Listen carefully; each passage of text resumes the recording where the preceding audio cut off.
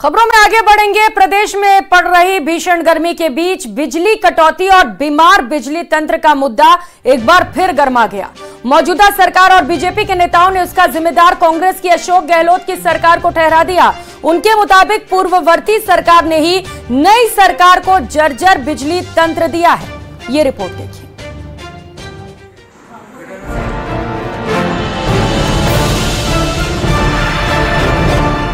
प्रदेश में बिजली संकट पर छिड़ी रार।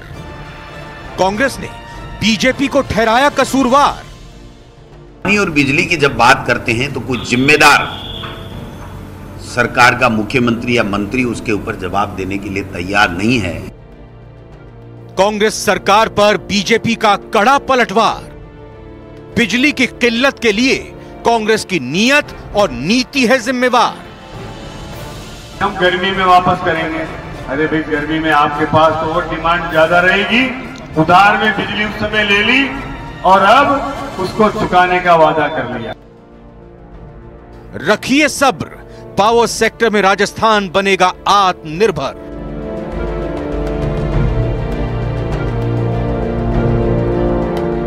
प्रदेश की गर्मी सुर्खियों में बनी हुई है। जी हां, राजस्थान की आग उगलती गर्मी देश में टॉप पर चल रही है। इसी के साथ बिजली की खपत भी पीक पर पहुंच चुकी है। पिछले साल के मुकाबले इस बार बिजली की डिमांड में 15% का इजाफा हुआ है। मई के पहले सप्ताह में ही बिजली की मांग में 20% से ज्यादा का उछाल देखा गया है।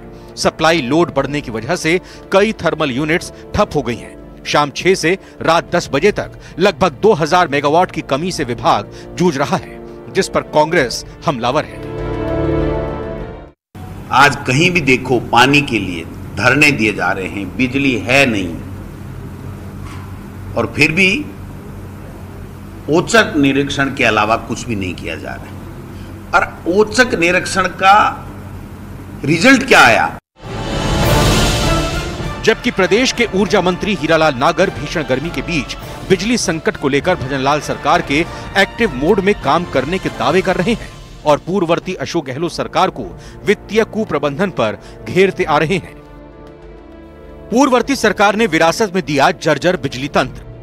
बिजली की किल्लत का कारण प्रतिदिन 147 लाख यूनिट बिजली कांग्रेस सरकार के पूर्व बैंकिंग समझौते के तहत लौटानी पड़ रही। बैंकिंग समझौता ना होता तो आज प्रदेश में पर्याप्त बिजली होती। उत्पादन बढ़ाने, प्रसारण और वितरण के सुदृढ़ीकरण पर कांग्रेस सरकार ने नहीं दिया ध्यान।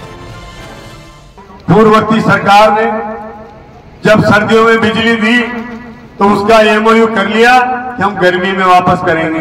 अरे भाई, गर्मी में आपके पास तो और डिमांड ज्यादा रहेगी। उधार में बिजली उस समय ले ली और अब उसको चुकाने का वादा कर लिया। हीरालाल नागर दलील दे रहे हैं कि प्रदेश की भजन सरकार पूर्ववर्ती सरकार की वजह से पैदा हुए हालात में सुधार कर रही है। नागर कहते हैं कि कांग्रेस के राज में 65% बिजली उत्पादन होता था, जिसे नई सरकार ने बढ़ाकर 75% तक कर दिया है। ऊर्जा मंत्री हीरालाल नागर आश्वस्त करते हैं, नियमित बिजली आपूर्ति के लिए सभी प्रयास किए जा रहे हैं। रात में बिजली की मांग बढ़ जाती है, ऐसे में शाम के समय में राजस्थान में पवन ऊर्जा का उपयोग भी किया जा रहा है। इसके अलावा मांग को पूरा करने के लिए नेशनल पावर एक्सचेंज से भी बिजली खरीदी जा रही है। जिस तरह का जीर्ण क्षीण अवस्था में राजस्थान में बिजली का तंत्र मिला है, उसको ठीक करने में कहीं कुछ समय तो चाहिए। और निश्चित रूप से हम आपको विश्वास दिलाता हूं आपके चैनल के माध्यम से कि आने वाले समय में हम राजस्थान में बिजली उत्पादन में सिरमौर बनेगा। इतने हमने केंद्रीय उपक्रमों के साथ एमओयू कर लिए हैं और उसका हमें फायदा राजस्थान को आने वाले इसके निश्चित मिलेगा। मौजूदा सरकार ने तकरीबन 32,000 मेगावाट बिजली उत्पादन के लिए 3 विद्युत निगमों और 6 केंद्रीय उपक्रमों के साथ एमओयू किए हैं, जिनमें 1,60,000 करोड़ रुपए के निवेश की बात कही गई है। सरकार ने दावा किया है कि वो बिजली के उत्पादन, प्रसारण और वितरण तंत्र पर समग्र तौर पर काम कर रही है। इससे आने वाले दिनों में प्रदेश के ऊर्जा क्षेत्र में आत्मनिर्भर बनने का मार्ग प्रशस्त हो सकेगा। न्यूज़ 18 राजस्थान के लिए जयपुर से लवली वधवा की रिपोर्ट। तो वहीं जिलों के प्रभारी सचिवों को कलेक्टर्स और जिलों में फील्ड के अन्य अधिकारियों की मॉनिटरिंग का जिम्मा सौंपा गया है। इसके तहत प्रभारी सचिव अपने अपने प्रभार वाले जिलों में सरकार के सर्वोच्च प्राथमिकता से जुड़े बिंदुओं की समीक्षा करके 31 मई को वरिष्ठ अधिकारियों की प्रस्तावित बैठक में अपनी रिपोर्ट देंगे। खास बात यह है कि इन प्रभारी सचिवों को अपने प्रभार वाले जिलों में 2 दिन रात्रि विश्राम और रात्रि चौपाल करके समस्याओं का समाधान करने के भी निर्देश हैं। प्रदेश में पानी का संकट लगातार जारी है, बिजली का संकट है, हीट वेव का दौर है और ऐसे में तमाम व्यवस्थाओं को लेकर कोई दिक्कत ना हो, इसी को लेकर ये दिशा निर्देश जारी किए गए। इस बात को लेकर सवाल उठाए जाने लगे हैं कि प्रभारी सचिव अपने अपने क्षेत्र में काम को लेकर लापरवाह हैं। ऐसे में चुनाव में ड्यूटी और प्रभारी जिले के ग्राउंड विजिट के आदेशों के बाद अब आनन फानन में अधिकारियों में भाग दौड़ का दौर जारी है।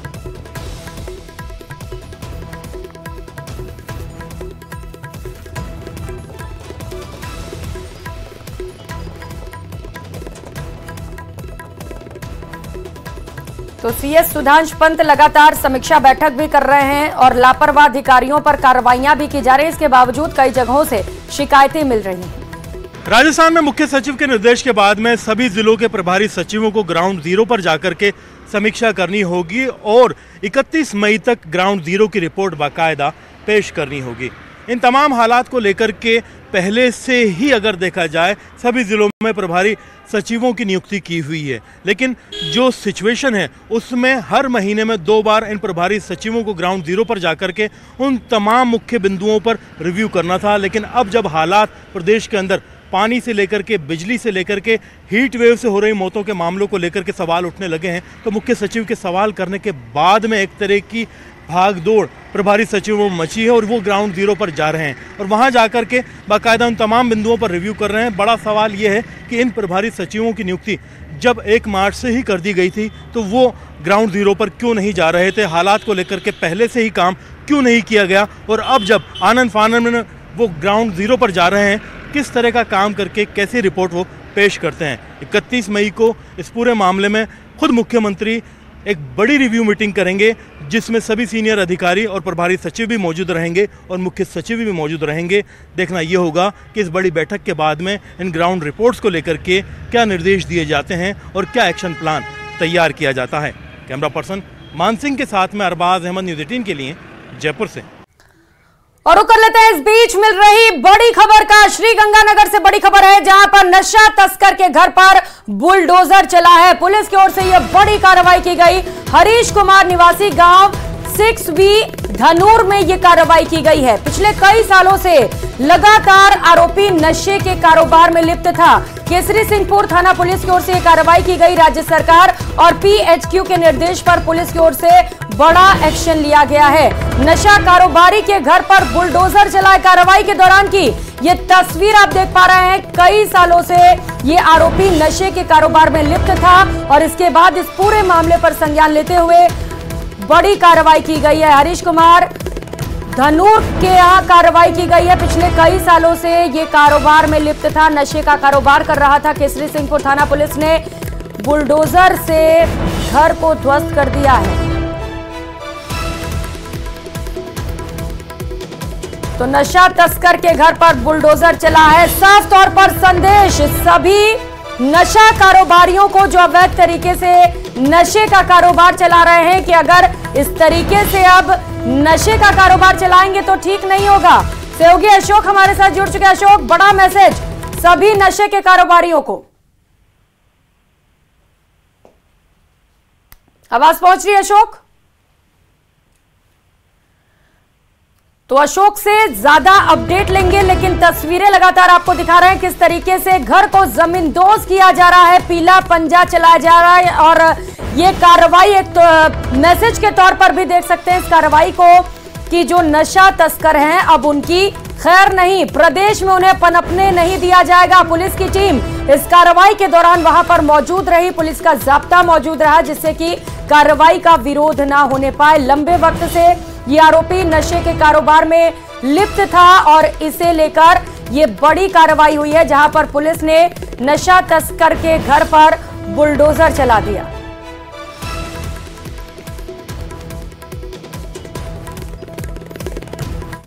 और करेंगे अगली खबर का। राजस्थान के जलदाय मंत्री के एक बयान पर सियासी घमासान मचा हुआ है और पूरे मामले पर बयानबाजी से लेकर सोशल मीडिया पर सियासी जंग जारी। आखिर क्या है पूरा मामला, इस रिपोर्ट में देखिए।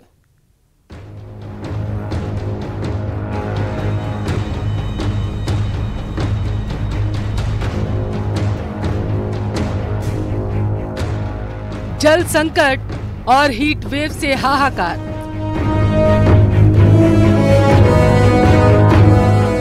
मंत्री के बयान पर छिड़ा सियासी वार। फूंक मार दूं या कोई मैं बालाजी बन के तुरंत लाके वो कर दूं, जो मेरे पास जो पानी उपलब्ध है उसी को तो मैं डिस्ट्रीब्यूट करूंगा। राजस्थान के कई जिलों में पारा हाफ सेंचुरी कंप्लीट कर चुका। भीषण गर्मी के बीच पानी की कमी भी प्रदेश में बड़ा संकट बनकर सामने आई। एक तरफ हीट वेव से हाहाकार मचा है तो वहीं जलदाय मंत्री कन्हैयालाल के बयान से सियासी पारा भी हाई हो चुका है। 2 दिन पहले दिए गए मंत्री कन्हैयालाल के बयान पर सियासी जंग छिड़ी है, जिसकी वजह से सोशल मीडिया पर एक दूसरे पर वार पलटवार किया जा रहा। पूरे मामले पर किसने क्या कहा ये आपको बताएंगे, लेकिन उससे पहले मंत्री कन्हैयालाल का वो बयान जरा आप सुन लीजिए, जिसकी सियासी हलकों में जोर शोर से चर्चा हो रही है। कि मैं कोई फूंक मार दूं या कोई मैं बालाजी बन के तुरंत लाके वो कर दूं, जो मेरे पास जो पानी उपलब्ध है उसी को तो मैं डिस्ट्रीब्यूट करूंगा। मंत्री जी का यही वो बयान है जिस पर भारी सियासत हो रही। पूर्व सीएम अशोक गहलोत से लेकर कांग्रेस प्रदेश अध्यक्ष गोविंद सिंह डोटासरा तक ने इस मामले को लेकर बीजेपी पर निशाना साधा।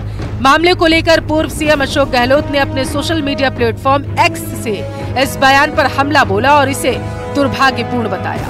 गहलोत के पोस्ट पर खुद मंत्री कन्हैयालाल ने पलटवार किया और अपने एक्स प्लेटफॉर्म पर लिखा कि बालाजी महाराज के जल्दी ही सुंदरकांड के पाठ भी करवाऊंगा, जिससे कि बालाजी महाराज प्रसन्न हो और राजस्थान में जमकर बारिश हो। साथ ही लिखा कि बालाजी महाराज पर विश्वास है कि आपको भी सद्बुद्धि देंगे। मामला यही नहीं रुका। मंत्री के बयान पर कांग्रेस प्रदेश अध्यक्ष गोविंद सिंह डोटासरा ने भी सोशल मीडिया पर पोस्ट किया और कन्हैयालाल के बयान पर जमकर निशाना साधा। इस पूरे मामले को लेकर बीजेपी के प्रवक्ता लक्ष्मीकांत भारद्वाज ने गहलोत और डोटासरा के पोस्ट पर पलटवार किया और कांग्रेस की पूर्ववर्ती सरकार पर भी जमकर हमला बोला। श्री अशोक गहलोत जी आज राज्य में बिजली आपूर्ति के ऊपर सवाल खड़ा कर रहे हैं, बिजली संकट के ऊपर सवाल खड़ा कर रहे हैं, लेकिन वो ये तथ्य नहीं बता रहे हैं कि किस कारण आज ये बिजली संकट खड़ा हुआ है। उनकी सरकार की जो कुनीति थी जिसने राजस्थान को आज नुकसान पहुंचाया है, उसका जिक्र वो नहीं कर रहे हैं। पिछली कांग्रेस पार्टी की सरकार ने, जिसके मुख्यमंत्री खुद अशोक गहलोत थे, उसने दूसरे राज्यों के साथ बैंकिंग समझौता किया और बिजली उनसे ली। आज पीक हावर्स में जब बिजली की सबसे ज्यादा जरूरत है, तब राजस्थान को 147 लाख यूनिट बिजली प्रतिदिन दूसरे राज्यों को चुकानी पड़ रही है, जिसके कारण राज्य के लोगों का हित प्रभावित हो रहा है। राज्य के जो उपभोक्ता हैं बिजली के, उनको बिजली नहीं मिल पा रही। जल संकट पर पीसी के दौरान मंत्री कन्हैयालाल का बयान अजीबोगरीब था, लिहाजा इस पर सियासत होना तो लाजमी ही था। Bureau report, news 18। और करेंगे इस बीच मिल रही बड़ी खबर का। पूर्व सीएम अशोक गहलोत से जुड़ी ये बड़ी खबर सामने आ रही है। अशोक गहलोत को स्लिप डिस्क हो गया है। सोशल मीडिया प्लेटफॉर्म एक्स पर उन्होंने ये जानकारी साझा की है। चंडीगढ़ में कांग्रेस प्रत्याशी के प्रचार के लिए पूर्व सीएम अशोक गहलोत पहुंचे हुए थे और स्लिप डिस्क के कारण उनका ये दौरा रद्द कर दिया गया। वापस वो जयपुर के लिए लौट गए हैं। तस्वीरें उस दौरान की आप देख पा रहे हैं। पंजाब के वोटर से कांग्रेस को विजयी बनाने की अपील हालांकि उनकी ओर से जरूर की गई, लेकिन उनका चंडीगढ़ का जो दौरा था उसे रद्द करना पड़ गया। स्लिप डिस्क के चलते वापस पूर्व सीएम अशोक गहलोत को जयपुर लौटना पड़ गया, लेकिन उन्होंने पंजाब के वोटर से अपील जरूर की है कि कांग्रेस के प्रत्याशी को विजयी बनाएं। तो एक्स हैंडल के जरिए उन्होंने ये जानकारी भी साझा की है। ऑफिशियल हैंडल के जरिए पूर्व सीएम अशोक गहलोत ने लिखा है कि आज मेरे चंडीगढ़ में प्रेस वार्ता और गढ़शंकर में कांग्रेस प्रत्याशी के लिए समर्थन में पब्लिक रैली थी, लेकिन तबीयत खराब होने के चलते वापिस आना पड़ा। और खबरों में आगे बढ़ते हुए इस साल कांग्रेस ईवीएम से कितनी संतुष्ट है, ये एक बड़ा सवाल है। अक्सर ईवीएम को लेकर सवाल उठाए जाते रहे हैं, लेकिन कभी ईवीएम से पक्ष में नतीजे आए तो ठीक, नहीं तो हल्ला बोल। ऐसे में इस साल के तमाम सवाल जवाब के बाद मतदान हो चुके हैं, मतगणना बाकी है। ऐसे में इस बार कांग्रेस बतौर विपक्ष ईवीएम से आश्वस्त है या नहीं, इस बार भी उनके जहन में कई सवाल हैं। इन तमाम मुद्दों पर कांग्रेस के प्रदेश महासचिव स्वर्णिम चतुर्वेदी से बात की तो उन्होंने बताया कि प्रदेश में कांग्रेस ने क्या तैयारी की है। आप भी सुनिए। कांग्रेस कमेटी के जो महासचिव हैं प्रदेश के स्वर्णिम चतुर्वेदी, वो हमारे साथ में मौजूद हैं। सर, किस तरह से आप इस सवाल को लेते हैं?